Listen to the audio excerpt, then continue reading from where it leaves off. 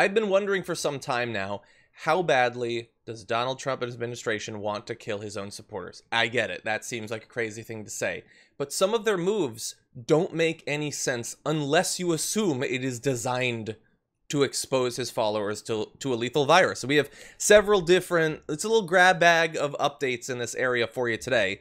The first involves video that has now been uncovered by the Washington Post from that Tulsa rally of like a week and a half ago. It involves the fact that apparently the BOK Center, where the rally was held, purchased 12,000 stickers that said, "Do not sit here, please," that they then spaced out all throughout the rally grounds to try to create distance for social distancing. And then this video was found of Trump staffers doing this.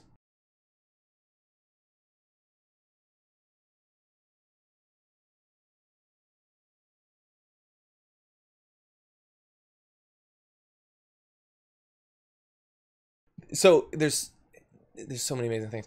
So they dispatched their staffers to take off the stickers to get people to cram together. Those staffers are wearing masks, by the way. They're scared of coronavirus. They're not scared of those people who be sitting in the chairs getting coronavirus, but they're wearing masks to protect themselves. Yeah, or were they the ones who were also testing positive for coronavirus right before that event? Maybe. 6 staffers did. This is Tulsa, right? That was Tulsa, yeah. Exactly. And by the way, think about what a needless waste of time that was. That they were like, no, there's going to be so many people here. We can't have them spacing out. No, dude, you would have been fine. They were spaced out anyway. You didn't get enough people to really have that be an issue. But anyway, so you got that. The just trying to cram people together, knowing that they're not going to wear masks.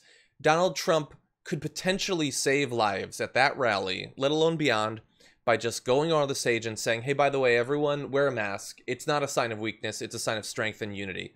A show that we care about our own lives and, more importantly, the lives of those around us. And they're his cultists. They would listen. They would listen to him. Absolutely. But he won't do it because he doesn't care whether they live or die. I also think that they have to double down on this strategy. Initially, Trump was downplaying it, and because they're too stupid to reverse course, which any Democrat and everyone else would be, the world would welcome them reversing course, but he doesn't want to show that he was ever the slightest bit wrong about anything. He's never reversed course, so you just double down on it. I mean, and you said it before, the amount of elitism that it takes to treat your followers like this while you're wearing a mask and you're actively taking away any kinds of precautions for them, like, yeah, that's the actual crime here. Those are the right are the ones who don't believe in the intelligence and the humanity of their own supporters. Yeah. Yeah, the thing is, like, if it's provocative that I'm saying that he's trying to kill his followers, prove me wrong. The easiest thing in the world. It's literally just a comment. It would be it's literally just not removing stickers. Like, I'm not even saying put up the stickers. I'm saying don't remove them. How about that? How about make me look ridiculous? Make it so obvious that you care about the lives of your followers that I will look like a madman when I say otherwise. But they won't do that. And it's not just Trump. In the beginning, I said Trump administration because Pence also, religious Pence, raised with the example of Jesus. Take a look at Pence, who recently went to a Celebrate Freedom rally in Texas. And take a look at this. There's going to be acknowledgement that Pence, at least for a portion of this event, was wearing a mask. But take a look at who wasn't. While we saw him for a moment putting on a mask and even taking it off, 100-person, 100-member choir was not wearing a mask. Social distancing from a lot of the vantage points that we get here, we're not necessarily being honored there in the church, but then sitting down next to the governor, the vice president, trying to hit that message hard. Going back to the basics, wearing a mask, washing your hands, keep maintaining distance. Look, if Pence wore a mask, that's good. If Pence said in a speech, we want to go back to basics, wear a mask, that's good. It's more than we'll ever get out of Donald Trump. But he's clapping along while 100 religious people are all singing next to each other and potentially spreading coronavirus, which seems like the sort of thing you'd do if you didn't care whether Christians live or die. I know. If he were in a mosque or a synagogue, it would be more apt because he is a religious fundamentalist bigot, but who probably believes in plagues that are going to wipe out the sinners, quote unquote, and, you know, lift up the Christians. But no, and we know, y'all, you've seen the stats. Singing, as great and beautiful as it is like the #1 way COVID spreads. Choirs. Who would have thought? If anyone hated that moment in church, well, guess what? It shouldn't come back. Yeah. Like in South Korea, they had traced the very few cases they had to a mega church because of singing and choirs. It was like some ridiculous. Anyway, it's the worst way. It's the most tried and true way to spread COVID. Yeah, and again, leadership is not difficult. Stand up and say, you know what? I'm a religious man. I've loved choirs all my life, but I would not be following my Christian values if I allowed this to go on. Don't, for my benefit, if you've come here to see me speak, do not stand next to each other and then expel air out of your mouth as fast and as loud and as powerfully as you can. You can do that, especially considering that event that we showed you apparently had about 2,200 people at it in Texas, which is not doing well when it comes to the coronavirus and probably won't do better after this event.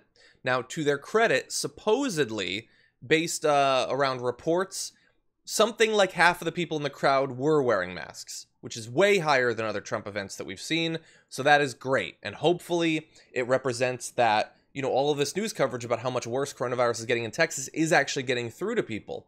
But that still leaves half, and it still leaves the entire choir, and it still leaves potentially another super spreader church. Which, by the way, can I just mention, I love this headline. This is like from a day ago. A new dilemma for Trump's team, preventing super spreader churches. Well, look, that is a dilemma, but I have a few easy suggestions. Don't pack it full of people for your events and then have them not wear masks. Trump just did that in Arizona like a week ago. A couple thousand young Republicans, no masks in sight. Set an example. And that's the thing, is like, you know, plenty of authoritarians and right-wingers around the world have been able to do this. I mean, Boris Johnson takes it seriously, right? Also, he had COVID and was in the ICU with it. There's no quicker way to learn your lesson than that. Science comes at you real fast, you know? And this is the one event in all of Trump's lying, in all of his bending of the truth. He can lie all he wants about, you know, whatever. He can lie about everything, but the one thing, the one scientific fact is this virus. Once again, who is pranking us all in order to prove that Trump is actually completely unfit for this job and should leave. So, yeah, I mean, again, the door is there. The option is there for him to actually take it seriously at any point, but he's not, because again, he can't admit that they were wrong. Yeah. And the last thing I'm going to throw in this pile of, look at this evidence that Trump is trying to kill his devoted fans. I mean, it's the people who come to his rallies, but also the people working to advance his agenda. Remember, they're going to be having an indoor massive RNC in Jacksonville coming up soon. And while some people might wear masks, I guarantee Trump isn't going to tell them to. And bear in mind, I just read this morning, the city of Jacksonville is about to order a citywide indoor mask-wearing order. And the thing is, that's good. That represents, considering that Florida is like twice as hard hit as Texas is right now with coronavirus, that's necessary. And look, maybe the situation will improve before the RNC. But if it doesn't, do you think Trump will abide by that? Do you think he'll tell the people who go to the RNC to abide by that? And if you go to the RNC and it's been 4 months, 5 months at that point of people saying there is no higher expression of patriotism than refusing to wear a mask no matter what the law says, how many of them are going to do it and face ridicule from the other people at the event? We'll have to see. Yo, we have to... Can we get to Q? How do you get to Q? Just Q, if Q wears a mask... I mean, behind his, like, over his, like, alien flesh or whatever.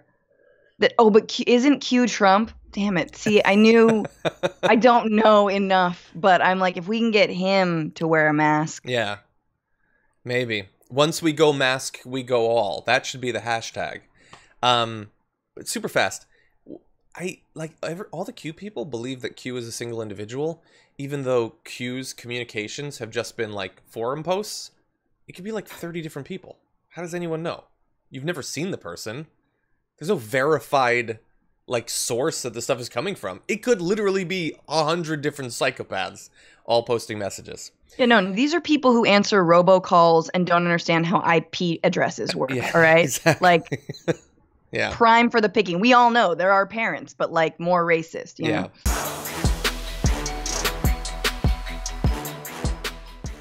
Check out the Damage Report podcast each day, wherever you get your podcasts, whether Pocket Casts or Stitcher or iTunes. You can join me as I give you the news and stories you want, with a range of co-hosts and interview guests jumping in on the fun each day. Again, that's the Damage Report, wherever you get your podcasts. And if you get them at iTunes, don't forget to rate and review. Sometimes I'll read them live on the show.